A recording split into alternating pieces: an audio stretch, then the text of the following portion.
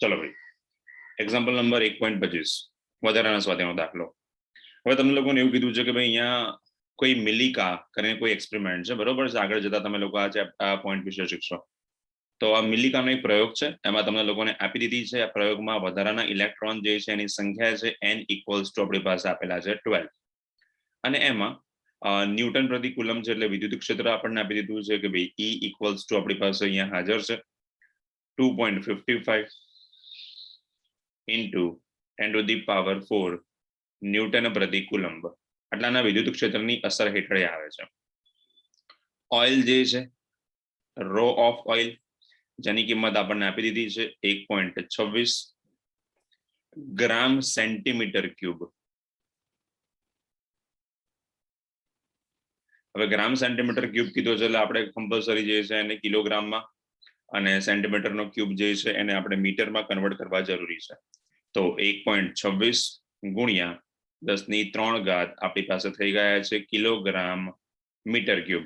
હવે ગ્રામ જે છે 10 to the power -3 કિલોગ્રામ અને સેન્ટીમીટર જે છે એમાંથી મીટર જે છે 10 to the power -2 નો ઘન એટલે -6 ઉપર ગઈ એટલે પ્લસ થઈ ગઈ, અને ગ્રામમાંથી કિલોગ્રામમાં 10⁻³ ગઈ છે એટલે આપણી પાસે છે 1.26 10⁻³ કિલોગ્રામ મીટર ક્યુબ. જો હજુ બી આમાં કોન્ફિડન્સ ના આવ્યો હોય તો ગ્રામ સેન્ટીમીટર જે છે એમાં 11માં જે કરતા હતા તમે કરી શકો છો. તો આ જે ઓઇલનું આ જે ડ્રોપ આપ્યો છે એટલે કે ટીપું આપ્યું છે એની ત્રિજ્યા જે છે એ આપણે શોધવાની છે. નેક્સ્ટમાં આપણને એ લોકોને એવું કીધું છે કે ભાઈ જે ડેટા આપ્યો છે એમાં જી ની કિંમત છે એ આપણે 9.8 લેતા હતા, પણ આ લોકોએ આપણને 9.8 મીટર પ્રતિ સેકન્ડ સ્ક્વેર લેવાની કીધી છે. અને ઇલેક્ટ્રોન જે છે એની કિંમત જે છે 1.6 લેતા હતા એની જગ્યાએ 1.60 લેવાની કીધી છે. તો આપણે એ જે ડેટા આપ્યો હશે એ ડેટા પ્રમાણે આગળ વધતા જઈશું. ચલો, હવે આ ટીપું જે છે એ વિદ્યુત ક્ષેત્રની અસર હેઠળ જે છે એને સ્થિર રાખ્યું છે. જો ઓઇલની ઘનતા જે છે એ કેટલી હોવી જોઈએ? તો સૌથી પહેલા આપણે લોકો આ જે ટીપું આપ્યું છે એનું દળ આપણને આપ્યું નથી. તો આ ટીપાનું દળ અથવા ટીપુનું દળ ઇક્વલ્સ ટુ હું નામ આપી દઉં છું m. ઘનતા આપણને આપી દીધી છે અને આપણને ખબર છે ટીપું જે છે એનું દળ m હોય તો એના માટે એનું કદ તો rho is equals to mass upon કદ equals to m divide by ટીપાનું કદ લખી નાખું છું. ટીપું એ સંપૂર્ણપણે ગોળા અથવા તો નક્કર ગોળા તરીકે વર્તે. તો 4/3 આપણી પાસે થઈ ગયો πr³. તમારી પાસે અહીંયા આગળ m ની કિંમત છે જે છે 4/3 πr³ અને રો. ચલો ભાઈ આપણી પાસે જે છે આ m ની કિંમત મળી ગઈ છે. હવે જો આ m ની કિંમત આપણને મળી ગઈ હોય તો નેક્સ્ટ સ્ટેપ આપણું શું હોઈ શકે? તો આપણને એવો શબ્દ વાપર્યો છે કે ટીપું જે છે એ શું છે? સ્થિર રાખેલું છે. ઓકે, તો સૌથી પહેલા આને આપી દઉં છું નંબર 1.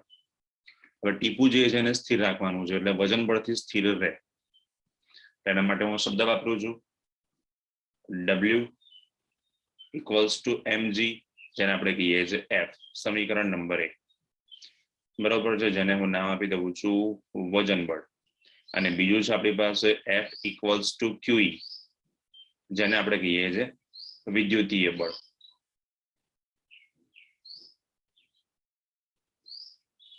ચલો ભાઈ બંને આપણી પાસે છે, બંનેની કિંમતોને આપણે સરખાવવાની શરૂઆત કરીએ એટલે આપણને કઈ મળવાના ચાન્સીસ દેખાય છે. તો સમીકરણ નંબર A ઇક્વલ્સ ટુ સમીકરણ નંબર B mg QE. આપણને સારી રીતે ખબર છે કે ભાઈ Q ની જગ્યાએ આપણને આપી દીધો છે ઇલેક્ટ્રોન. તો લખી નાખીએ છીએ અહીંયા m ની કિંમત પહેલા તો ઠપકારીએ છે 4/3 πr³ rho into g e into e. ચલો ભાઈ આપણે શોધવાનો છે r ત્રિજ્યા. તો r ને સૂત્રનો કરતા બનાવી દઉં છું તો લખી નાખું છું 3/4 e into e divide by pi rho g અને એનું ઘનમૂળ. કિંમતો મૂકીએ છીએ, પહેલા સાદુરૂપ આપીએ છીએ, પછી ઘનમૂળ શોધવાની વાત કરીએ છીએ. કેમ કે મેં તમને 11માં પણ કીધું હતું, ફરી એકવાર યાદ કરતા હોઉં છું કે જ્યારે ઘનમૂળ કહેવાની આપણને વાત કીધી હોય ત્યારે આપણે યાદ રાખવાનું કે જ્યાં સુધી આપણી ઘાતો બેકી હોય તો આપણે વર્ગમૂળ કે શોધવાનું હશે ત્યારે બેકી રાખીશું, ઘનમૂળ હશે તો આપણે એવી રાખીશું કે જે 10 થી ડિવિઝિબલ અથવા તો એની ઘાતો જે છે 3 થી ડિવિઝિબલ હશે, એટલે ભાગી શકાય એવી હોય. r equals to 3/4. ચલો, ઇલેક્ટ્રોનની કિંમત છે 1.6, 10 ની -19 ઘાત. વિદ્યુત ક્ષેત્ર E ની કિંમત છે આપણી પાસે 2.55, 10 ની 4.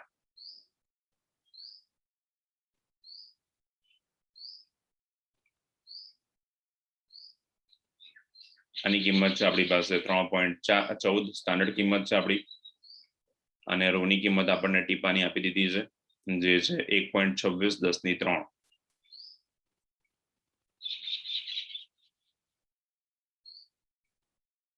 અહીંયા આપણને 1.60 કીધું તો 1.60 લઈ લઈએ છે, જેની કિંમત જે છે આપણને 9.81 કીધી છે. હોલ પાવર એનું ઘનમૂળ 1/3. ચલો પહેલા 10 નો હિસાબ પતાય એટલે આપણને આગળના પાવર સેટ કરવાની ખબર પડે. 10 to the power -19 અને -3 એટલે 10 to the power -22, -22 અને +4 એટલે 10 to the power 18. 3 વડે ભાગી શકાય એવું છે. 1.6 ગુણ્યા 3 એટલે 4.80, 4.80 ગુણ્યા 2.55. ચલો ભાઈ, છેદમાં ગુણાકાર કરવાની શરૂઆત કરો. 4 ગુણ્યા 3.14 ગુણ્યા 1.26 ગુણ્યા 9.81, અને ડાયરેક્ટ આન્સર આપો તો ડાયરેક્ટ આન્સર આપી શકો છો. 4.80 ગુણ્યા 2.55 ભાગ્યા 4 ભાગ્યા 3.14 ભાગ્યા 1.26 ભાગ્યા 9.81.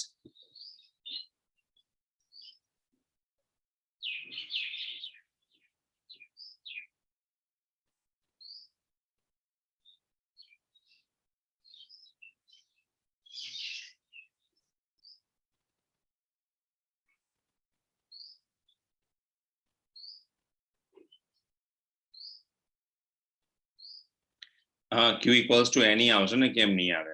બરોબર છે. તો q is equals to આપણે any ને ગુણ્યા આપણે 12 ટીપાઓ છે, છેલ્લે r જે છે ને 12 આપણે ગુણી નાખીશું, અથવા તો ડાયરેક્ટલી અહીંયા લખી નાખીએ ને આપણે મલ્ટીપ્લાય બાય 12, કોઈ વાંધો નથી. લો ચલો, એટલે છેલ્લે પાછું 12 નું ઘનમૂળ ના શોધવું પડે, તો મલ્ટીપ્લાય બાય 12.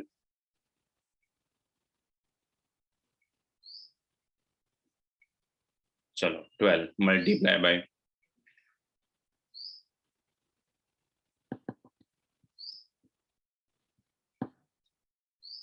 Final answer.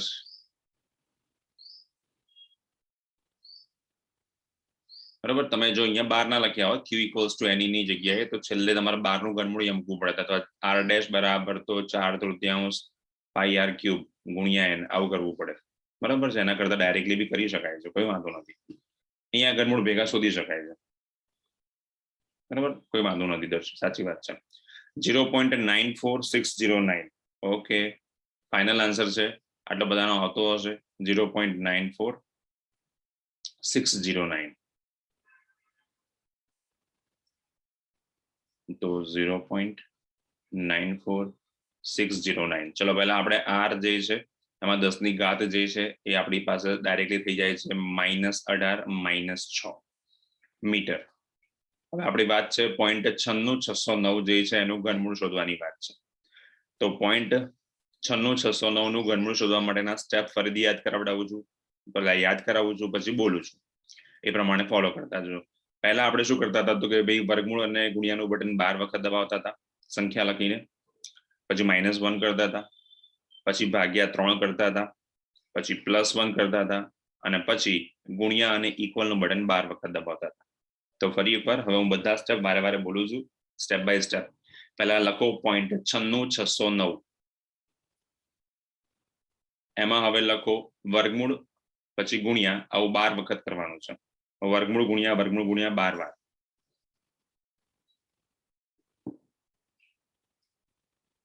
પછી કરો -1, પછી કરો ભાગ્યા 3, પછી કરો +1. ઓકે, અને પછી કરો ગુણ્યા અને ઇક્વલ નું બટન.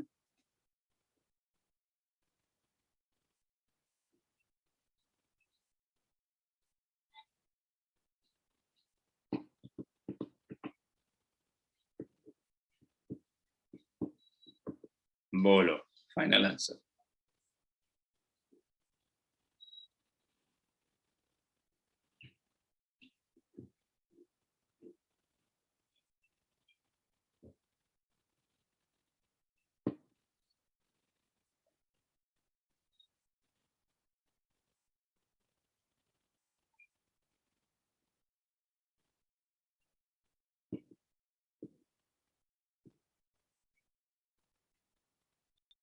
એક 1.26 માં તમને કીધું છે કે આકૃતિમાં દર્શાવેલા અલગ અલગ વક્ર છે, એમાંથી કયો વક્ર અથવા તો કઈ આકૃતિ એ આપણને વિદ્યુત ક્ષેત્ર જે છે એના ગુણધર્મ દર્શાવે છે. ચલો સૌથી પહેલી આકૃતિ જે છે એમાં આપણને કોઈ સુવાહક સપાટી આપી છે અને સુવાહક સપાટી પર પ્લસ વિદ્યુત ભાર છે, ત્યાં સુધી કોઈ વાંધો નથી, ગાઉસના નિયમનું પાલન થાય છે. ગાઉસના નિયમનું પાલન થાય એટલે ડાયરેક્ટલી આપણે એવું કહીએ કે વિદ્યુત ક્ષેત્ર રેખાઓ હોઈ શકે.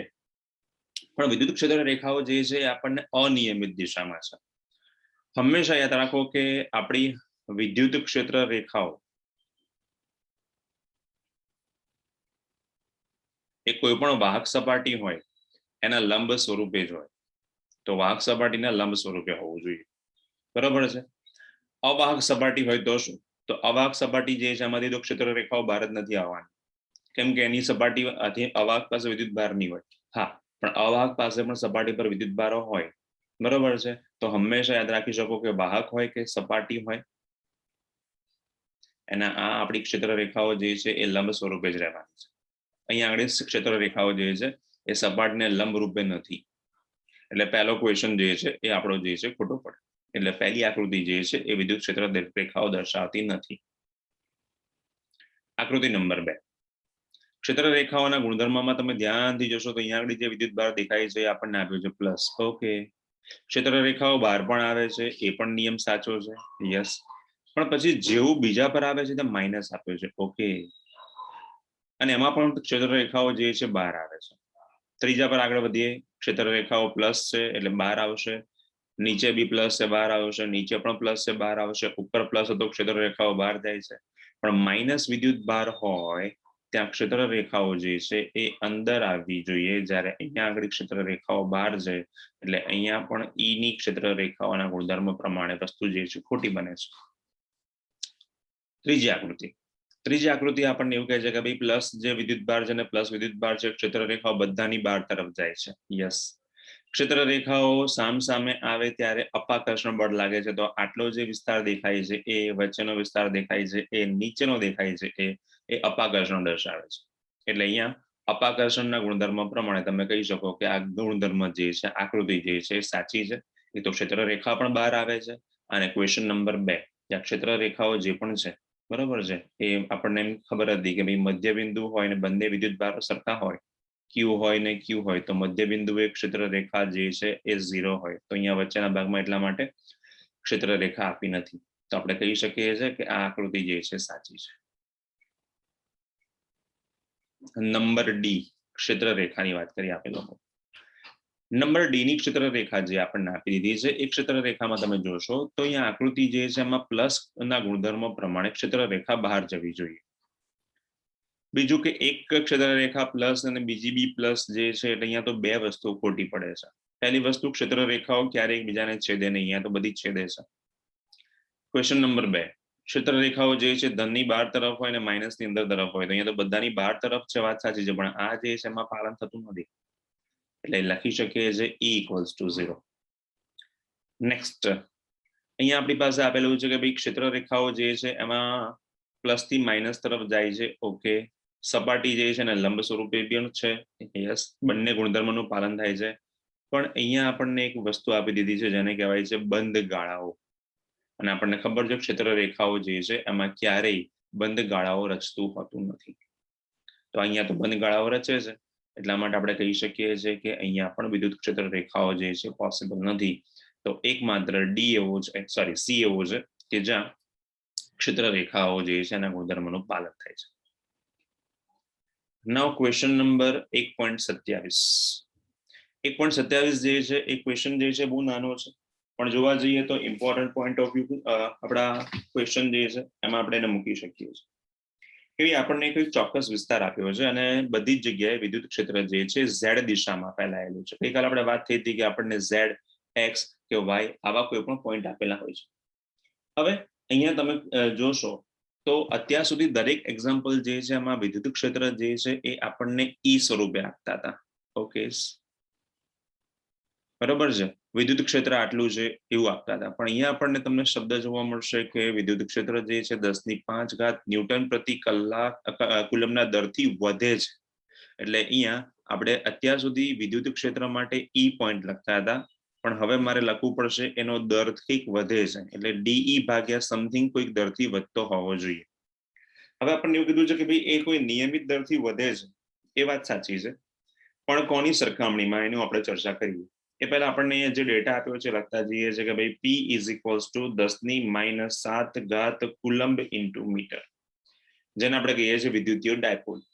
તો આ જે છે એનો ડાયપોલ જે છે એનું વિદ્યુત ક્ષેત્ર જે છે એનો દર આપણને કીધો છે કે કયા દરથી વધે. હવે એ દર જે લખેલો છે એની આગળ એક શબ્દ આપણને દેખાશે જેને કહેવામાં આવે છે દર મીટરે. યસ, તો લંબાઈની સાપેક્ષમાં વધે છે, તો આપણે લખી નાખીએ ડીઈ ભાગ્યા ડીટી અથવા ડીએલ અથવા ડીઈ ભાગ્યા ડીએક્સ અથવા ડીવાય અથવા ડીઝેડ. તો અહીંયા લંબાઈની સાપેક્ષે વધે છે, કોમન શબ્દ વાપરું છું, તો લખી નાખું છું ડીઈ ભાગ્યા ડીએલ. તો આ દર જે છે એ મારી પાસે છે 10⁵ ન્યૂટન પ્રતિ કુલમ્બ. તો આપણને એવું કીધું છે કે એના માટે અનુભવાતું બળ કેટલું હશે અને એને અનુભવાતું ટોર્ક કેટલું હશે. ઓકે, ચલો પહેલા તો બળની વાત કરીએ, પછી ટોર્કની વાત કરીએ અને પછી અમુક શબ્દોની આપણી પાસે હિન્ટ પણ છે. હવે આપણી પાસે જે બળ આપ્યું છે તો એના માટે F = આપણી પાસે સૂત્ર છે QE, પણ અહીંયા આપણી પાસે E ની કિંમત જે છે એ બીજું કશું આપણને આપેલું નથી, બરોબર છે. તો અહીંયા દરનો ફેરફાર છે, તો હું જરાક એક કામ કરી લઉં કે આ જે સૂત્ર જે છે એમાં Q જે છે એની કિંમત કેટલી હશે, તો કે ભાઈ Q જે છે એની કિંમત જે છે એ આપણી પાસે લંબાઈની સરખામણીમાં અથવા ડાયપોલની સરખામણીમાં જોવા જઈએ તો આપણી પાસે P બરાબર તો 2AQ હતું. તો પહેલા એક કામ કરી નાખું છું હું, P = તો 2A into Q.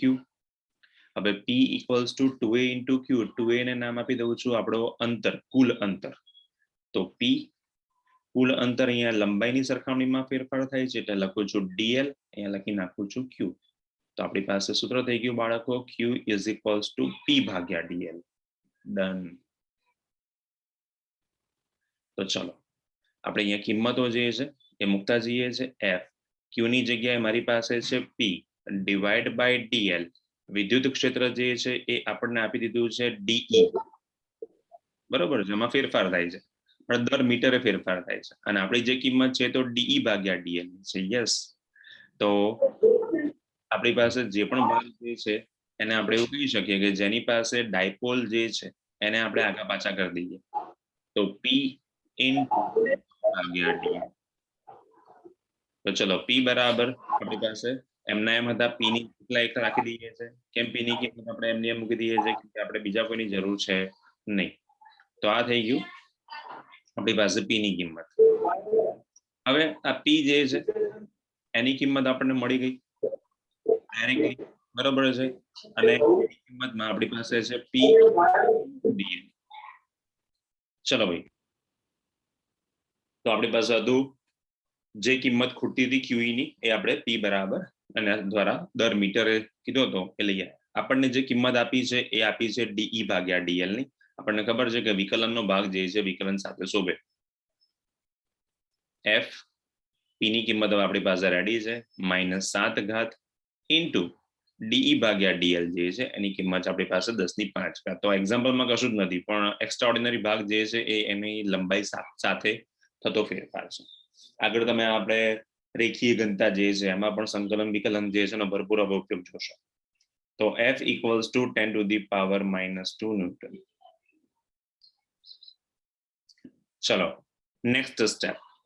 હવે આપણને એવું કીધું છે કે અહીંયા આ તો આપણો પહેલો ભાગ મળી ગયો છે બળનો. નેક્સ્ટ ભાગમાં આપણને એવું કીધું છે કે અહીંયા આગળ ટોર્ક કેટલું હશે. ઓકે, હવે ટોર્ક જે છે એ ટોર્ક માટે આપણને એવું કીધું છે, શબ્દ જોજો, ઋણ Z દિશા. વિદ્યુત ક્ષેત્ર કઈ દિશામાં ફેલાયેલું છે? ઝેડ દિશા. અને ટોર્ક માટે કઈ દિશા આપણને કીધી છે? ઋણ ઝેડ દિશા. ઓકે, તો પહેલા તો સૂત્ર લખતા જઈએ આપણે લોકો. તો જે લોકો હાજર હતા એ લોકોને ખબર છે કે ટાઉ ઇક્વલ્સ ટુ તો સૂત્ર છે પી ક્રોસ ઈ, અથવા તો આપણે લખી શકીએ છીએ tau is equals two PE sine theta.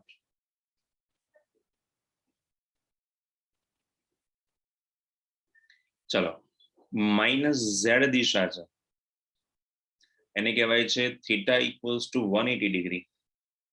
અને થીટા ઇક્વલ્સ ટુ 180 હોય તો બેટા આપણી પાસે કિંમત થઈ જાય છે 0.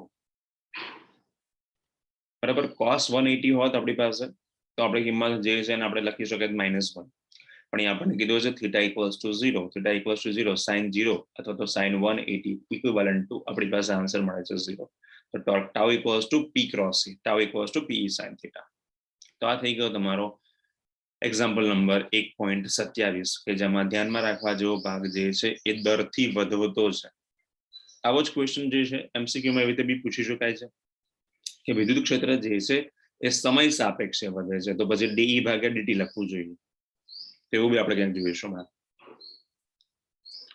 ચલો ભાઈ, 1.28 જે છે એમાં તમને એવું કીધું છે કે આકૃતિમાં અલગ અલગ આકૃતિઓ આપેલી છે ને એના માટે તમારે શું કરવું જોઈએ, બરોબર છે. તો આ ગાઉસના નિયમના એપ્લિકેશન્સ જે છે એના પ્રમાણે તમે જોઈ શકો છો. તો ગાઉસના નિયમની એપ્લિકેશનમાં આપણને એવું કીધું છે કે ભાઈ આકૃતિમાં દર્શાવ્યા પ્રમાણે કોઈ એક બખોલ છે, સુવાહક છે, અને એને આપણે આખી બખોલ જે છે એને એ વિદ્યુત ભાર આપી દીધો છે. તો દર્શાવો કે સમગ્ર વિદ્યુત ભાર જે છે એ સુવાહકની બહારની સપાટી પર જ દ્રશ્યમાન થશે. તો આપણે એવું કહીએ કે ભાઈ સુવાહક છે, યસ, આખો સુવાહક ભરેલો હોય એટલે આપણને એવું થાય કે જેટલો વિદ્યુત ભાર બહાર હોય બધો જ વિદ્યુત ભાર જે છે કેટલે સુધી ભરેલો હોય. તો ગોળાવાળી થિયરી યાદ કરીએ તો જ્યારે સુવાહક હોય તો એ સંપૂર્ણપણે જે છે નક્કર ભાગ હોય, સંપૂર્ણપણે જેટલો વિદ્યુત ભાર સપાટી પર હોય એટલો જ વિદ્યુત ભાર જે છે એ આપણને એના બધા જ ભાગમાં જોવા મળે. હા, ફરક એટલો છે કે દરેક ભાગમાં આપણને ખબર છે કે ભાઈ ક્યુ અને આર જે છે એનો સંબંધ વ્યસ્તનો છે. તો ત્યાં આગળ જેમ જેમ તમે વિદ્યુત ભારથી દૂર જતા જાઓ એમ એને વિદ્યુત ક્ષેત્ર, એમ એને વિદ્યુત ભાર જે છે એની વિદ્યુત ક્ષેત્રની તીવ્રતા ઘટતી જાય છે. એટલે વચ્ચે જે તમને વ્હાઇટ કલરનો ભાગ જોવા મળે છે ત્યાં વિદ્યુત ક્ષેત્ર રેખાઓ જવાની નથી, પરંતુ જે સપાટીની ઉપરના ભાગમાં ક્યુ મૂકેલો છે ત્યાંથી ક્ષેત્ર રેખાઓ એ સપાટી ગાઉસિયન સપાટી અંદરની જે વ્હાઇટ કલરની દેખાય છે ત્યાં સુધી તો જઈ શકે છે. નેક્સ્ટ ભાગ, સ્મોલ ક્યુ ધરાવતો બીજો વિદ્યુત ભાર જે છે એ આપણા આ જે એ ખાલી ભાગ દેખાતો હતો એની અંદર મૂકી દીધો છે પ્લસ ક્યુ વિદ્યુત ભાર. એની અંદર અલગ રહે તેમ દાખલ કરેલો છે અને આપણે એવું દર્શાવવાનું છે કે એની સપાટી બહારની ભાગ પર વિદ્યુત ભાર જે છે એ ક્યુ અને પ્લસ ક્યુ જેટલો થવો જોઈએ. ઓકે, તો આ જે આપણે એવું કહીએ કે ભાઈ આ જે સપાટી પર અંદરનો જે ભાગ જે છે બખોલ જેવો ભાગ છે, બરોબર છે, એ પણ પાછો કેવો શબ્દ કીધો છે? બીજો સુવાહક. તો એનો મિનિંગ એવો થયો કે આની ક્ષેત્ર રેખાઓ પ્લસ બહાર તરફની અથવા અંદર તરફની હશે અને આ જે ક્ષેત્ર રેખાઓ જે છે એ તો ભેગા હતી જ હતી. તો બંને ક્ષેત્ર રેખાઓ જે છે એનો આપણે જેમ શબ્દ વાપરતા હતા સિગ્મા ક્યુ ભાગ્યા એપ્સાઇલોન, અહીંયા કેમ એપ્સાઇલોન વાપરવાનું? કારણ કે આપણને સુવાહક શબ્દ કીધો છે અને સુવાહકની પરમિટિવિટી શૂન્યાવકાશ જેટલી નથી. સુવાહક માટે પરમિટિવિટી જે છે એ અનંત કહેવામાં આવે છે. તો આપણે લોકો અહીંયા લખવું પડે કે ભાઈ પ્લસ ક્યુ અપોન સ્મોલ ક્યુ, કેમ કે બંને વિદ્યુત ભારો જે છે એ તંત્ર માટે કહેવાશે. યસ. હવે કોઈ સંવેદી ઉપકરણ છે એટલે સેન્સિટિવ છે ને આટલા વિસ્તારમાં મૂકવામાં આવે તો એને બચાવવું હોય તો શું કરી શકાય? તો આપણે બચાવવું હોય તો એને આપણે એક અંદર ખાલી પોલા ભાગમાં બેસી જવું જોઈએ જેને કહેવામાં આવે છે ઇલેક્ટ્રોસ્ટેટિક શિલ્ડિંગ.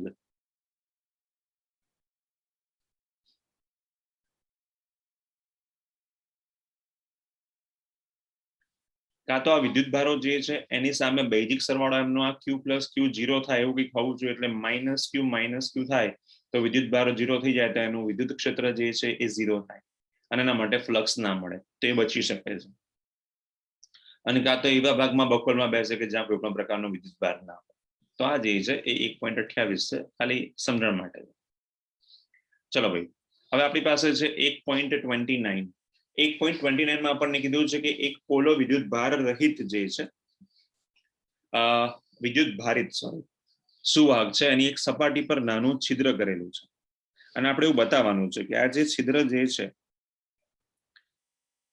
એ છિદ્રમાં વિદ્યુત ક્ષેત્ર સિગ્મા ભાગ્યા 2 એપ્સિલોન 0 n કેપ છે અને n કેપ જે બતાવે છે દિશા બતાવે છે લંબ દિશા અને એકમ સદિશ છે અને સિગ્મા જે છે એ આપણો જે સપાટી છે એની પૃષ્ઠ ઘનતા છે તો સૌથી પહેલા આપણને જે પણ ભાગ કીધો છે બરાબર છે એની આપણે ચર્ચા કરતા જઈએ સૌથી પહેલા આપણે લખતા જઈએ છે કે ભાઈ અહીંયા આગળ sigma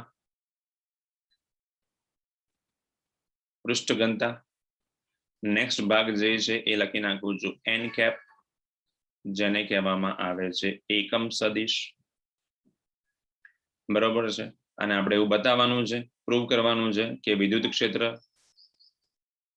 E equals to sigma ભાગ્યા 2 એપ્સિલોન 0 n કેપ છે ઓકે આપણે થિયરી પોઈન્ટ ઓફ વ્યૂ વાત કરીએ તો આપણને એટલી તો ખબર છે કે જ્યારે આવું આપણી પાસે વિદ્યુત ભારો કીધા હોય ત્યારે આપણી પાસે શું હોવું જોઈએ તો કે ભાઈ ગાઉસના નિયમથી આ બધી વસ્તુઓ બતાવી શકાય છે તો આપણે બતાવતા જઈએ છે ગાઉસના નિયમ આધારે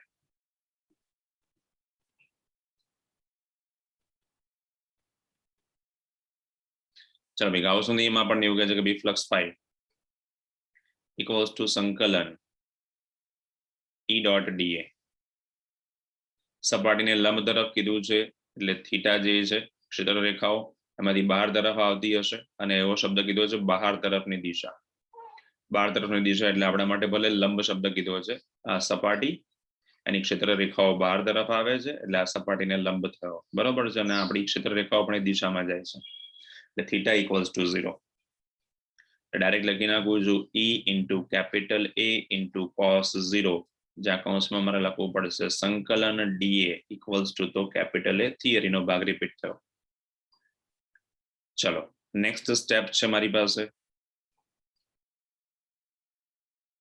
કે ભાઈ flux phi equals to sigma q divide by epsilon 0 તો બંનેને સમીકરણને સરખાવતા તો થિયરી વાળો ભાગ જે છે અમુક હદ સુધી રિપીટ થશે બરોબર છે એટલે આપણે લખતા જઈએ છે અમુક હદ સુધી જ્યાં પણ રિપીટ થાય છે ત્યાં સુધી તો સૂત્ર આપણી પાસે થઈ ગયું છે EA ઇક્વલ્સ ટુ Q ભાગ્યા એપ્સિલોન 0 ચલો E ને એમને એમ રહેવા દઉં છું આપણે સિગ્મા જોઈએ છે તો Q ભાગ્યા A જેને કહેવાય છે સિગ્મા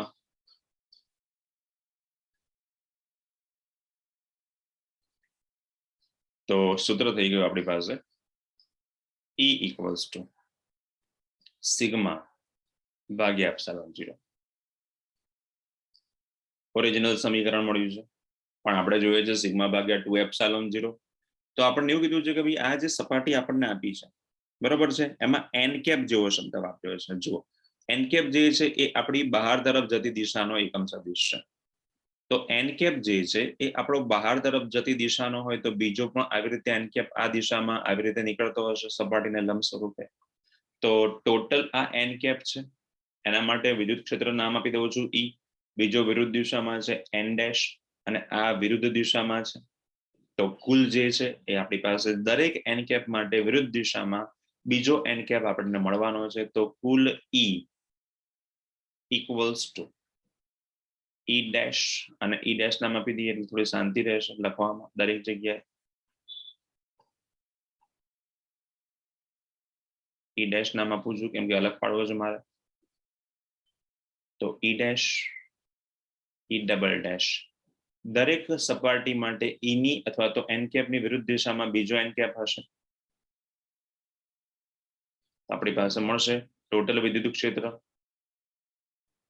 બંને દિશાનું 2E ઇક્વલ્સ ટુ તો સિગ્મા ભાગ્યા એપ્સિલોન 0 તો આ થઈ ગયું તમારું E ઇક્વલ્સ ટુ સિગ્મા ભાગ્યા 2 એપ્સિલોન 0 હવે આપણને દિશા માટે કીધું છે n કેપ સાથે કીધું છે તો પણ લખી શકીએ છે દરેક જગ્યાએ ઇન્ટુ n કેપ તો અહીંયા પણ તમે n કેપ લખી શકશો અત્યાર સુધી આપણે લોકો n કેપ નતા લખતા કેમ કે આપણને કોઈ દિશાનો કોઈ લંબ સદિશ કે એવું સમથિંગ માથાકૂટ નથી આપી તો આ થઈ ગયું આપણી પાસે E dash equals to sigma ભાગ્યા 2 એપ્સિલોન 0 n કેપ તો આ થઈ ગયો તમારો એક્સરસાઇઝ વધારાની એનો સ્વાધ્યાય દાખલા નંબર 1.20 1.30 માં એવું કીધું કે ગૌસના નિયમનો ઉપયોગ કર્યા સિવાય ગૌસના નિયમનો ઉપયોગ નથી કરવાનો. ગૌસના નિયમનો ઉપયોગ કર્યા વગર રેખીય ઘનતા લેમડા ધરાવતા કોઈ પાતળા તારના લીધે આપણે લોકોએ મેળવવાનું છે શું? તો પાતળા તારના લીધે મેળવવાનું છે આપણે લોકોએ એનું સમીકરણ વિદ્યુત ક્ષેત્રનું. હવે તમને યાદ આવે તો ગાઉસના નિયમથી આપણે ઓલરેડી સમીકરણ મેળવી ચૂક્યા છે થિયરીમાં પણ, અને ગાઉસના નિયમનો ઉપયોગ કરીને અહીંયા આપણને જે શબ્દ કીધો છે ગાઉસના નિયમનો ઉપયોગ કર્યા વગર કીધો છે. તો લેટ્સ સે મારી પાસે અહીંયા આગળ આવો એક તાર છે, સમાન રેખીય ઘનતા. સમાન રેખીય ઘનતાનો મીનિંગ એવો થાય કે દરેક બિંદુ પર વિદ્યુત ક્ષેત્ર જે છે એ સરખું હશે, અને આ વિદ્યુત ભાર જે છે અને એના કારણે આજુબાજુમાં સરખું વિદ્યુત ક્ષેત્ર ઉત્પન્ન થતું હશે, એને કહેવામાં આવે છે સમાન વિદ્યુત ભારની રેખીય ઘનતા. આપણને ખબર છે કે ભાઈ રેખીય ઘનતા જે છે એના માટે કહેવામાં આવે છે લેમડા. તો સૌથી પહેલા લખી નાખું છું Q ડિવાઈડ બાય L. આ આપણું જ્યારે નોર્મલ લેન્થ આપેલી હોય એનું સમીકરણ છે. તો લેટ્સ સે હું આપણું આ જે સમીકરણ જે છે એને હું નામ આપી દઉં, મારો આ જે તાર જે છે એની લંબાઈ જે છે એ L લંબાઈ હોય તો આવું સૂત્ર લખી શકાય. હવે આ તાર જે છે એ x અક્ષ પર છે, તો હું સપોઝ x નો ઉપયોગ કરું, કેમ કે મારે આગળ x નો જ ઉપયોગ કરવાનો છે, તો અહીંયા લખી નાખું છું સ્મોલ x. મિનિંગ તો એક જ થવાનો છે. તો આપણું આ જે ઓરિજિનલ સૂત્ર છે એની જગ્યાએ હું લખી નાખવાનો છું Q by x. Simple as that. હવે આપણને એવું કીધું છે કે એનું વિદ્યુત ક્ષેત્રનું સૂત્ર મેળવવાનું છે. તો હવે જરાક આપણે અલગ રીતે વિચારીએ કે તાર જે છે એ તાર પોતે વિદ્યુત ભાર ધરાવે છે, તો એની આજુબાજુના ભાગમાં એનું પોતાનું વિદ્યુત ક્ષેત્ર હશે. તો હું તાર જે છે એનાથી કોઈક અંતરે કોઈક બિંદુ ધારી લઉં છું કે જ્યાં મારું વિદ્યુત ક્ષેત્ર જે છે એ ત્યાં મળવાનું છે મને. તો લેટ્સ સે મારી પાસે આ મારો તાર, આ તાર છે એનાથી કોઈક દૂર કોઈક બિંદુ મૂકી દઉં છું હું, જેને હું નામ આપી દઉં છું અહીંયા આગળ લેટ્સ સે એ બિંદુ. આ જે બિંદુ જે છે એ આ તારથી અમુક અંતરે છે. તો એ કેટલું અંતર છે? તો આ અંતર જે છે એને હું નામ આપી દઈશ હમણાં L લંબાઈ અથવા તો L અંતર. અને મારો તાર જે છે એની જાડાઈ જે છે એ x છે. તો અહીંયાથી આટલો જે ભાગ જે છે એને હું જોડી દઉં છું, એને હું નામ આપી દઈશ x. બરાબર છે. તમે કોઈ બી બાજુ લખી શકો છો x અને y, એ તમારા પર ડિપેન્ડ છે. તો અહીંયા લખતો જઉં છું, ડ્રો કરતો જઉં છું કે ભાઈ અમારો જે x બિંદુ હતું એ જ છે, અમારો આ y બિંદુ હતું એ જ છે. કેપિટલ x લખવું, સ્મોલ x ને આપણે અંતર બતાવ્યા છે. તો લેટ્સ સે આ જે છે એ મારો કેપિટલ x છે. બિંદુઓ જે છે એના અંતરો બતાવી દઈએ આપણે લોકો. તો અહીંયાથી આપણી પાસે આ જે અંતર જે છે એ અંતર, અને બીજું અંતર આપણને આપ્યું છે એ અંતર. આ બંને અંતરો જે છે એ આપણે લખતા જઈએ છે. સૌથી ઉપરનું અંતર છે L છે, આ છે આપણી પાસે x છે, અને આ જે છે એનું નામ આપી દઉં છું થીટા. આ જે છે એને હું r આપી દઈશ under root of L square plus x square. તો આ જે બિંદુ એ છે ત્યાં મારું વિદ્યુત ક્ષેત્ર મારે મળી રહેવાનું છે. તો બિંદુ એ પર x લંબાઈના તારનું વિદ્યુત ક્ષેત્ર મળશે.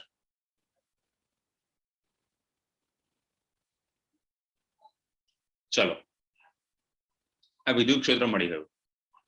હવે વિદ્યુત ક્ષેત્ર મળ્યા પછી હવે સ્ટેપ નંબર 2 કે આપણે લોકો નોર્મલ વિદ્યુત ક્ષેત્રનું સમીકરણ મેળવતા હતા ત્યાં આપણે એવું લખતા હતા કે ભાઈ E ઇક્વલ્સ ટુ તો KQ ભાગ્યા R સ્ક્વેર.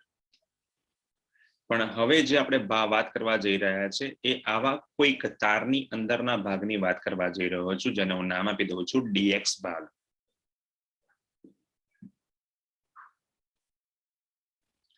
તો આપણું જે સૂત્ર જે છે એ હવે જ્યારે અનિયમિત એટલે કે નાનકડા ભાગ માટે વાત કરીએ ત્યારે આપણે એવું લખવું પડે DE ઇક્વલ્સ ટુ K.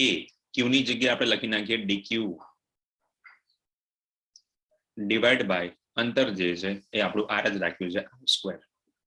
તો આપણી આકૃતિ પ્રમાણે આપણને આવું જોવા મળશે dq ભાગ્યા dx is equals two lambda. જ્યાં આપણે ઉપર જે છે ત્યાં એવું લખતા હતા q ભાગ્યા x મૂળ હોય તો, પણ પણ આપણે એની નાનકડા ભાગ dx ની વાત કરવા જઈ રહ્યા છે. નાનકડા ભાગનું મળશે લંબાઈની ઘનતા એટલે આખા ભાગનું બી મળી શકે એવું કહેવાય. તો આપણે લખી શકીએ છીએ અહીંયા કે dq equals to lambda dx. ચલો ઉપર કિંમત જવા દઈએ આપણે. de કે lambda dx divided by r square. અને આ જે lambda dx આપણી પાસે છે એમાં હવે આપણે x ની કિંમત r square ની કિંમત જે છે એ આપણી પાસે આકૃતિ ઉપરથી તૈયાર છે, બરોબર છે. એ કિંમત હવે આપણે મૂકવાની શરૂઆત કરીએ છીએ. તો આને હું સમીકરણ નંબર સૌથી પહેલા આપી દઉં છું, નંબર 1. હવે આટલે સુધી મેળવી લીધા પછી આપણે તમે જોઈ શકો છો કે જ્યારે જ્યારે આપણી પાસે ખૂણો હોય તો ખૂણાના ઘટકો જે છે આપણી પાસે બે હોવા જોઈએ. કયા કયા? તો કે એક હોવો જોઈએ cos θ અને બીજો હોવો જોઈએ sin θ. તો આપણે એવો શબ્દ વાપરતા હતા કે ભાઈ ખૂણાને અડીને રહેલો ઘટક cos અને બીજો ઘટક કયો હતો તો કે sin. તો આપણી આ જે રેખા જે છે એને અનુલક્ષીને આપણો આ જે થીટાને અનુલક્ષીને ઘટક જે છે એ છે cos θ. અને જ્યાં cos θ હોય અને લંબ હોય આપણી પાસે sin θ હોય. તો અહીંયા જે ઘટક આપણો આ જે ડિરેક્શનમાં આપણે તાર મૂક્યો છે ત્યાં આપણો આવવાનો છે ઘટક sin θ. જ્યાં ખરેખરમાં તો એ તો લંબ જ હોવાના કારણે આપણી પાસે થવાનો છે sin π/2 અને sin π/2 એટલે આપણી પાસે થવાનો છે 90 ડિગ્રી. પણ આપણે તાર જે છે એમાં આ ખૂણાને અડીને રહેલા ઘટકની વાત કરવા જઈ રહ્યા છે એટલે આપણે માત્ર ને માત્ર જરૂર પડવાની છે cos θ. તો અહીંયા નામ આપી દઉં છું કે x દિશાનો ઘટક આપણે હંમેશા cos θ જે છે ને x દિશાનો અથવા તો ખૂણાનો ઘટક ઇક્વલ્સ ટુ તો de ડેશ અથવા de cos θ કહેવું પડે. તો de into cos θ. ચલો નંબર 1 કિંમત છે આપણી પાસે બાળકો. તો de ડેશ એટલે આપણો વિદ્યુત ક્ષેત્ર જ છે પણ એનો ઘટક બતાવવાનો છે અલ્ટિમેટલી, કેમ કે થીટા ઘટક બનાવ્યો છે એને. તો k lambda dx upon r square into cos θ. તો આ થઈ ગઈ આપણી પાસે જે પણ કિંમતોની જરૂર હતી એ બધી જ કિંમતો આપણી પાસે અહીંયા મળી ગઈ છે. હવે ધીમે ધીમે બધાની કિંમતો ઉપરના સમીકરણમાં મૂકવાની શરૂઆત કરવાની છે, એટલે કે સમીકરણ નંબર 2 માં. ચલો ભાઈ ઉપરથી જોવા જઈએ તો આપણી પાસે અહીંયા દેખાય છે r સ્ક્વેર. હવે r સ્ક્વેર દેખાયો તો એનો મીનિંગ એવો થયો કે r સ્ક્વેર નો મીનિંગ છે l square plus x square. ચલો અને બાકીની કિંમતો જે છે બરોબર છે એમાં આપણને દેખાય છે cos θ, પણ cos θ ની કિંમત આપણી પાસે નથી. તો આનો મીનિંગ આપણે એવું કરી શકીએ કે બાકીની કોઈ કિંમત આપણી પાસે હોય તો આપણે dx ની કિંમત બી શોધવી પડશે. તો ચલો હું dx ની કિંમત શોધવા માટે આવું લખું છું કે ભાઈ આકૃતિ મુજબ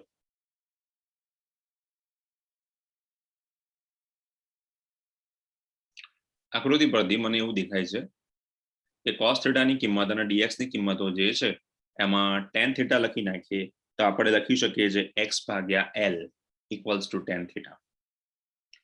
તો x/l equals to tan θ. આનાથી મને dx ની કિંમત પણ મળશે ને છેદમાં એક કિંમત છે એમાં પણ ફાયદો થશે. જોજો હમણાં. તો x equals to l tan θ. ચલો dx કિંમત શોધવી છે તો થીટા સાપેક્ષે વિકલન કરું કેમ કે જમણી બાજુ મને tan θ દેખાય છે. તો dx/dθ equals to d/dθ into l into tan θ. ચલો ભાઈ dx/dθ છે ને એમનો એમ રહેવા દઉં છું. l જે છે એનું કશું નહીં થાય, અચળ તરીકે બહાર આવશે. tan θ જે છે એનું થશે sec² θ. તો સૂત્ર થઈ ગયું આપણી પાસે dx બરાબર તો l into sec² θ dθ. ચલો ભાઈ sec² θ dθ આપણને જે કિંમત મળી છે dx ની મળી છે. તો ઉપર આપણે જે k લેમ્બડા મૂકવાના હતા એમાં આપણને આ એક કિંમત મળી ગઈ જેને હું નામ આપી દઉં છું સમીકરણ નંબર 3. બીજી એક કિંમત મારે અહીંયા આગળ મૂકવી છે. એ કિંમત કઈ છે? તો એ કિંમત જે છે મને એવી ફાયદાકારક થવાની છે બરોબર છે કે જે છે મારી પાસે l² ની કિંમત, l² પ્લસ r² ની કિંમત. ચલો l² પ્લસ x² બરાબર r². મૂકી દઈએ આપણે. અહીંયા એક ભાગ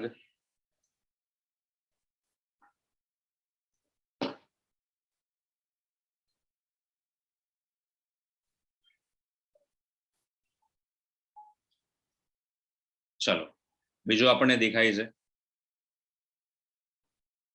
આકૃતિ મુજબ કયો ભાગ દેખાયો બાળકો આપણને તો આપણને દેખાય છે કે ભાઈ અહીંયા r square equals to l square plus x square ચલો બાજુમાં આપણી પાસે જે છે એ એક કિંમત છે જ ઓલરેડી એનો ઉપયોગ કરી દઈએ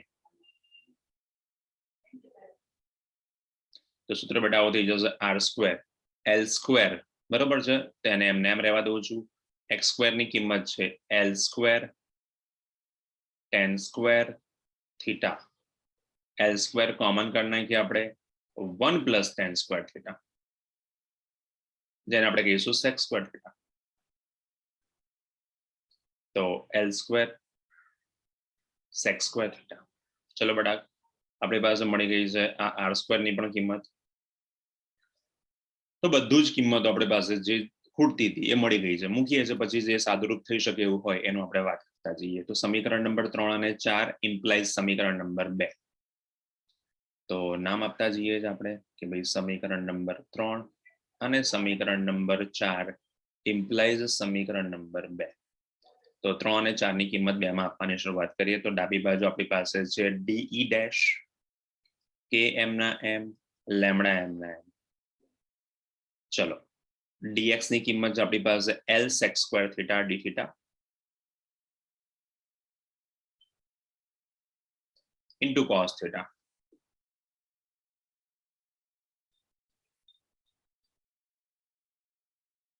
અને છેદમાં છે આપણી પાસે r square જેની કિંમત છે l square sec square theta ચલો હવે જે કેન્સલ થતું હોય કેન્સલ કરવાની શરૂઆત કરીએ છીએ તો સૌથી પહેલા આપણને એક sec square theta આખો દેખાય છે sec square theta આખો દેખાય છે એક l દેખાય છે તો આપણી પાસે માત્ર બાકી રહેતો જે ભાગ જે છે એ આવો બાકી રહે છે કે de dash equals to k lambda into cos theta into d theta divided by l ચલો હવે યાર cos theta d theta દેખાયા બાજુમાં દેખાય એટલે આપણે અહીંયા વિકલનની જગ્યાએ સંકલન કરી શકીએ જે સંકલન de dash k bar lambda bar upon l bar સંકલન cos theta d theta limit મૂકવી જોઈએ ચલો લિમિટ મૂકીએ તો આપણી પાસે જે છે લિમિટ કઈ કઈ છે તો એક તો લંબ છે એટલે આપણી પાસે જમણી બાજુ ઉપર તરફ ગયો એને કહીએ આપણે +π/2 અમુક લોકો એવું કહે છે કે સર તો પછી નીચેની તરફ બી તો કહેવાય -π/2 તો આપણે cos theta ની બે લિમિટ થઈ ગઈ આપણી પાસે -π/2 થી +π/2 તરફની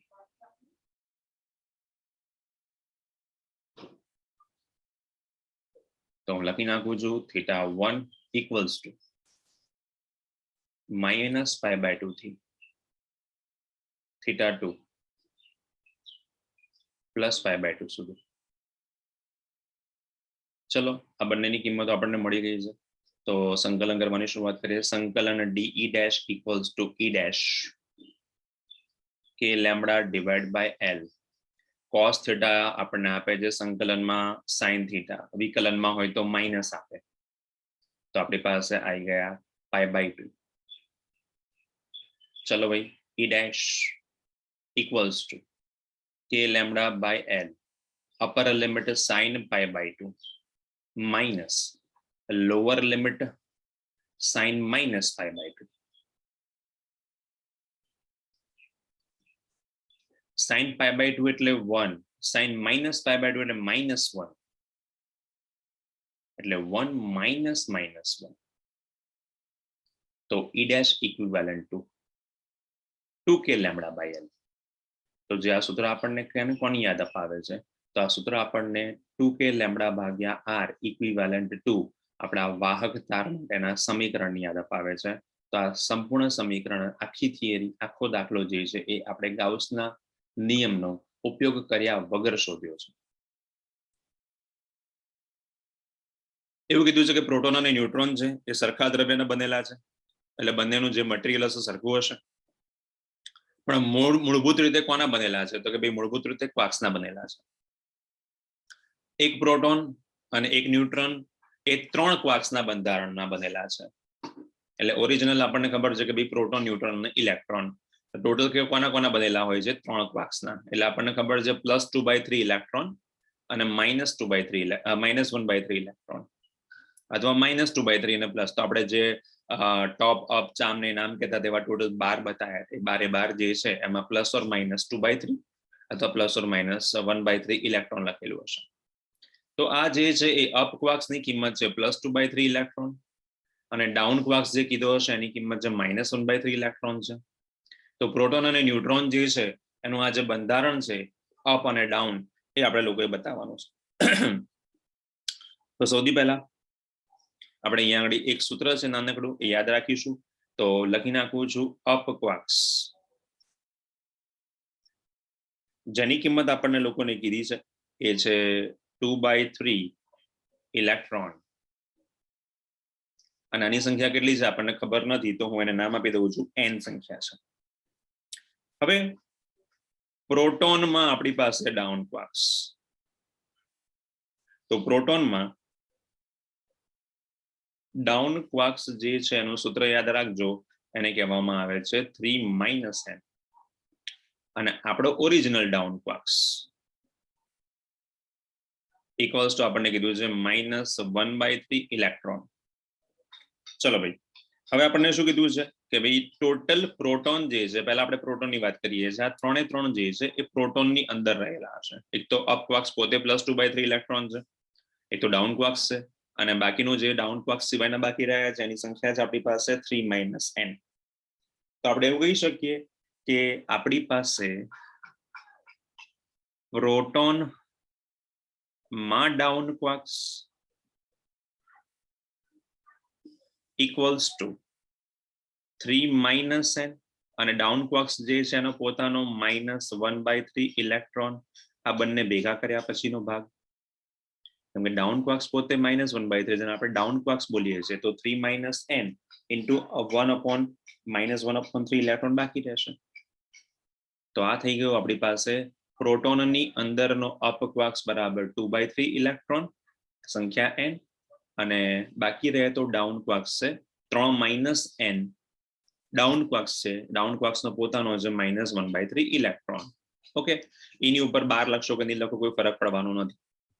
હવે આપણે જે વાત કરવા જઈ રહ્યા છે એમાં આપણને એટલી ખબર છે કે ભાઈ પ્રોટોન હોય એના જે હોય એના માટે આપણી પાસે જે ઈ હોય છે એ પ્લસ હોય છે. તો પ્રોટોનને આપણે પ્લસ ક્યુ અથવા પ્લસ ઈ થી બતાવતા હતા.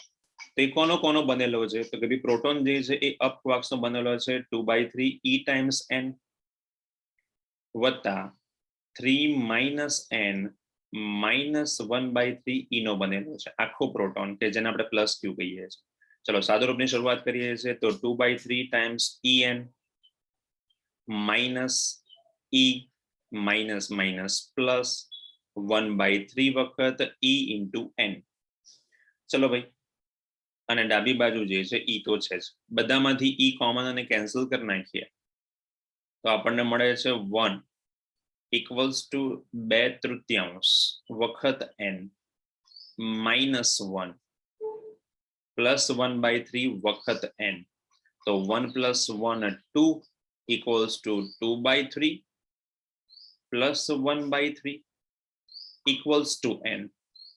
તો આપણને જે n મળ્યા છે ઇઝ ઇક્વિવેલન્ટ ટુ 3/3, એટલે n ની કિંમત આપણી પાસે છે બાળકો 2. જો આ n છે એને અપ વખત લખાય, એટલે n કેટલી વખત થઈ ગયા? 2 વખત, એટલે અપ 2 વખત લખીશું આપણે, અપ. હવે એમાં ને એમાં ઇલેક્ટ્રોનની અથવા તો ડાઉનની કિંમત શોધવી છે. તો આપણે ઓરિજિનલ સૂત્ર લખેલું જ છે. ડાઉન ક્વાર્ક્સ માટે આપણું સૂત્ર છે 3 - n. તો 3 - 2 ઇક્વલ્સ ટુ 1. તો ડાઉન ક્વાર્ક્સની કિંમત થઈ ગઈ 1, અપ ક્વાર્ક્સની કિંમત થઈ ગઈ 2. તો પ્રોટોનનું બંધારણ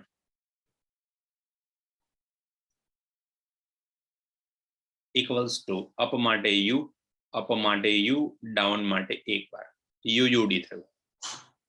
ચલો ભાઈ, આ થઈ ગયું આપણું પ્રોટોનનું બંધારણ. હવે એવું કીધું છે કે ન્યુટ્રોન જે છે એનું પણ બંધારણ શોધો. સેમ વે ચલો બીજો ભાગ, ન્યુટ્રોનનું બંધારણ.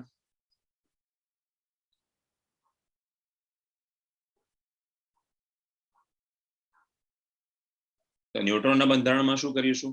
તો સૌથી પહેલા ન્યુટ્રોનના બંધારણ જે છે એના માટે લખતા જઈએ આપણે લોકો કે ભાઈ ન્યુટ્રોન જે છે એમાં કેટલા અપ ક્વાર્ક્સ છે અને કેટલા ડાઉન ક્વાર્ક્સ છે. તો લખતા જઈએ.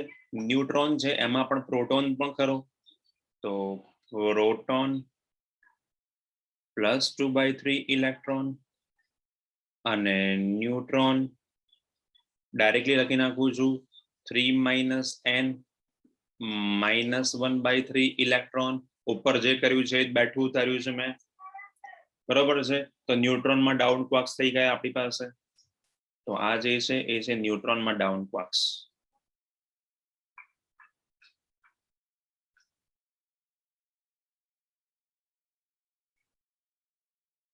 ચલો ભાઈ, ન્યુટ્રોનમાં ડાઉન ક્વાર્ક્સ મળી ગયા. હવે આપણને ખબર છે ન્યુટ્રોનમાં કોઈ પણ ઇલેક્ટ્રોન હોતો નથી, એટલે બંધારણ જે છે એનું આવું બનાવવાનું, ન્યુટ્રોન ઇક્વલ્સ ટુ 0, બંધારણમાં કશું જ નથી, plus 2/3 e minus 1/3 e into 3 minus minus plus 1/3 into n into e. e common અને કેન્સલ, એટલે મારી પાસે મળશે 2/3 -1 પ્લસ 1/3 વખત n. તો 0 ઇક્વિવેલન્ટ. પેલામાં આપણી પાસે પ્રોટોન હતો એમાં એક ઇલેક્ટ્રોન હોય પણ પ્લસ હોય, ઈ પ્લસ કહેતા હતા આપણે લોકો એને. તો ચલો n ઇક્વલ્સ ટુ 2 - 3 -1/3 કહેવાય એને, plus 1/3 equals to n. 0 equivalent. તો લખી નાખું છું હું plus 1/3 equals to plus 1/3 equals to n.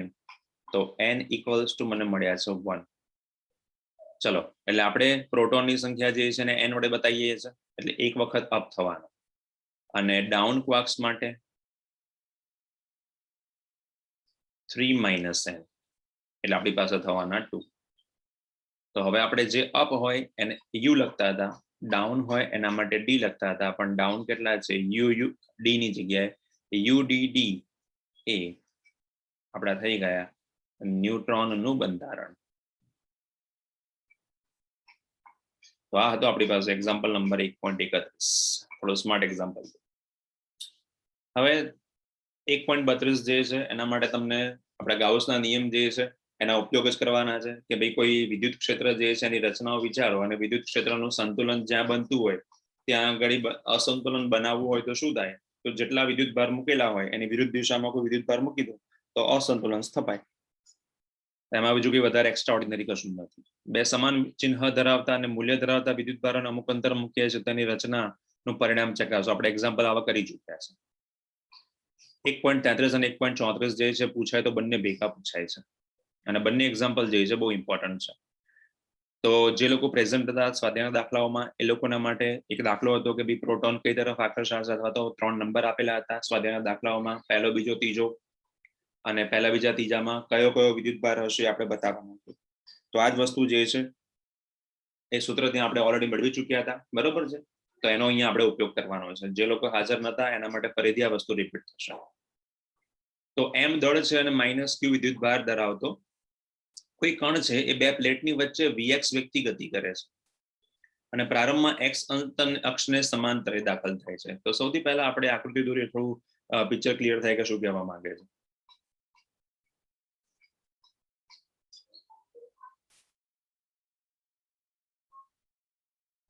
આ બીજી એક લાઈન છે મારી સામે, આ બે x અક્ષને સમાંતર પ્લેટો, અને આમાં મારો દાખલ થતો ઇલેક્ટ્રોન છે જેનું દળ m છે, અને આ x અક્ષ જે છે એને સમાંતરે દાખલ થાય છે, જેનો વેગ જે છે એ vx કીધો છે. તો અહીંયા દરેક પ્લેટની લંબાઈ જે છે એ l છે, અને વિદ્યુત ક્ષેત્ર જાળવી રાખવા માટે પ્લેટ જે છે એના કણને શિરોલંબ જે છે આટલું કંઈક બળ કે વિદ્યુત ક્ષેત્ર લાગે છે એવું આપણે બતાવવાની જરૂરિયાત છે. સૌથી પહેલા આપણે જે કોમન વસ્તુઓ જે છે લખતા જઈએ છે, જે ડેટા આપણને આપ્યો છે એ લખતા જઈએ છે. નંબર 1, દળ m, વિદ્યુત ભાર q જેની કિંમત માઇનસ ઇલેક્ટ્રોન લખી શકો છો, અથવા તો માઇનસ q લખેલા છે તમને લોકોને. Okay, minus q. લંબાઈ પ્લેટોની l,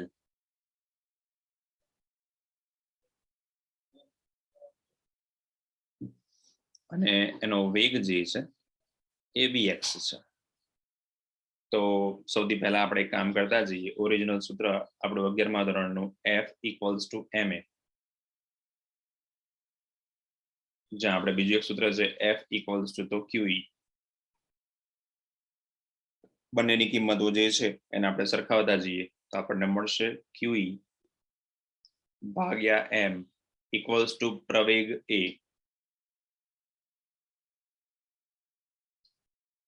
તો આ જે છે ને હું ઓરિજિનલ સૂત્ર નામ આપી દઉં છું નંબર 1 એટલે કેપિટલ A.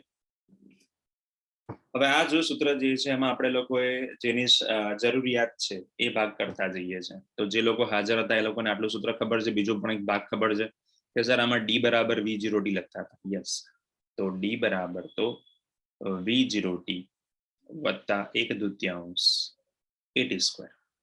ભલે t ની કિંમત નથી આપી પણ આપણને જે ભાગ આપેલો છે આટલો એની લંબાઈ તો આપી દીધી છે, કેપિટલ L લંબાઈ છે, એટલે આપણને જરૂર પડશે તો આપણે સમયની જગ્યાએ મૂકી દઈશું. પ્રવેગ a = તો આપણી જગ્યાએ કિંમત છે પણ મુક્ત પતન કે એવું કંઈ હોય તો આપણને ખબર છે કે v0 = તો 0, તો d = તો 1/2 at². જ્યાં કારણ મૂકી દઉં છું કે ભાઈ વેગ બરાબર તો લંબાઈ ભાગ્યા સમય, તો ડબલ ઇમ્પ્લાઇઝ સમય t = તો લંબાઈ ભાગ્યા. ચલો ભાઈ, કિંમતો આપણી પાસે છે જ ઓલરેડી સમીકરણ a પરથી. તો મારી પાસે છે d = 1/2. એની કિંમત છે મારી પાસે QE / m, અને t ની કિંમત છે l / vx². તો distance d = 1/2 QE l² m vx². તો આ આપણો જે પ્રૂવ કરવાનો ભાગ હતો એ જ. તો QE l² twice times m vx² સૂત્ર પ્રૂવ થઈ ગયું. તો જે લોકો હાજર હતા એ લોકોને ખબર છે કે બેટા d ચલે છે l², d ચલે છે q, d ચલે છે vx², આવા 1/vx², d ચલે છે m. આ સૂત્ર જે છે એનો સીધે સીધો તમે ઉપયોગ કરી શકો છો at² પ્રમાણે, બરોબર છે. તો આ જે છે એના તમે ટ્રાય કરજો કે ભાઈ d ચલે છે t², અથવા d ચલે છે 1/m, d ચલે છે q. તો આવાના આલેખો પણ તમે વિચારી શકો. તો જ્યારે MCQs જે છે એમાં આપણી પાસે કીધું હોય કે ભાઈ પ્રવેગ છે, તો પ્રવેગ માટે અથવા તો g ની કિંમત કીધી હોય ત્યારે આપણી પાસે એક જ સૂત્ર છે d બરાબર v0t + 1/2 at². હવે એવું કીધું છે કે ઉપરની પ્લેટો જે છે એ પ્લેટોમાં ઉપરનો દાખલો જે છે એમાં વેગની કિંમત આપણને આપી દીધી છે. આ પ્લેટો વચ્ચેનું અંતર જે છે એ 0.5 સેન્ટીમીટર છે. બીજું આપણને એવું કીધું છે કે ભાઈ બંને વચ્ચેનું વિદ્યુત ક્ષેત્ર જે છે એ 9.1 × 10⁵ ન્યૂટન પ્રતિ કુલમ છે. તો આ પ્લેટ જે છે એને ક્યાં અથડાશે? ચલો, સૌથી પહેલું સૂત્ર જે છે આપણે લોકોએ જે ડિસ્ટન્સ d લખેલું છે એ વાળું સૂત્ર તો લખી નાખીએ કે ભાઈ distance d = q × e × l² divide by આપણી પાસે હતા 2 × m × vx². તો ક્યાં અથડાશે એવો શબ્દ આપણને કીધો છે, એટલે એનો મિનિંગ એવો થયો કે આપણી આ l ની લંબાઈ જે છે ત્યાં ક્યાં અથડાશે. તો જરાક આપણે l ને સૂત્રનો કરતા બનાવી દઈએ. તો l = √(2)